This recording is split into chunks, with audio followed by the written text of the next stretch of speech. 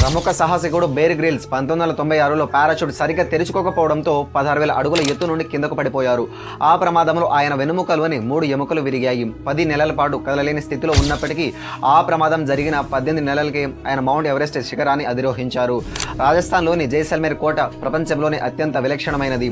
ఎందుకంటే ఆ నగర జనాభాలో దాదాపు 25% మంది ఈ కోట లోపలే నివసిస్తున్నారు.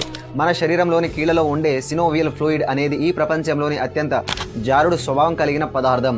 భారతదేశపు మొట్టమొదటి బుల్లెట్ రైలు ఆగస్టు 15, 2027 నుండి ప్రారంభం కానుంది. ముంబై అహ్మదాబాద్ మార్గంలో సూరత్ నుండి బిలిమోర మధ్య ఈ రైలు మొదట పరుగులు తీస్తుందని రైల్వే మంత్రి అశ్విని వైష్ణవ్ ప్రకటించారు. అంటార్టికాలోని మంచు పొరల కింద 400 కంటే ఎక్కువ ఉప హిమనద సరస్సులు ఉన్నాయి. ఇవి లక్షలాది సంవత్సరాల నుండి గడ్డకట్టి ఉన్నాయి. కెనడాలోని యోంగే ప్రపంచంలోని అత్యంత పొడవైన వీధి. దీని పొడవు 1896 కిలోమీటర్లు, అంటే దాదాపు ఢిల్లీ నుండి బంగ్లాదేశ్ వరకు ఉన్నంత దూరం. జపాన్కు చెందిన ఒక వ్యక్తి తన భార్యతో గొడవపడి ఆమెతో 20 ఏళ్ల పాటు ఒక ముక్క కూడా మాట్లాడలేదు. 3 పిల్లల పెరవడికను చూసిన ఒకే ఇంట్లో ఉన్న మౌనంగానే ఉన్నాడు. చివరకు భార్య క్షమాపణ అడగడంతో ఆ మౌనం విడిచాడు.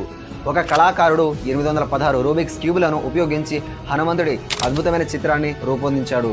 ఇండోర్కు చెందిన ఒక కంపెనీ తన ఉద్యోగుల ఒత్తిడిని తగ్గించడానికి ఆఫీసు పని వేళల్లో మసాజ్ సదుపాయాన్ని కల్పించింది.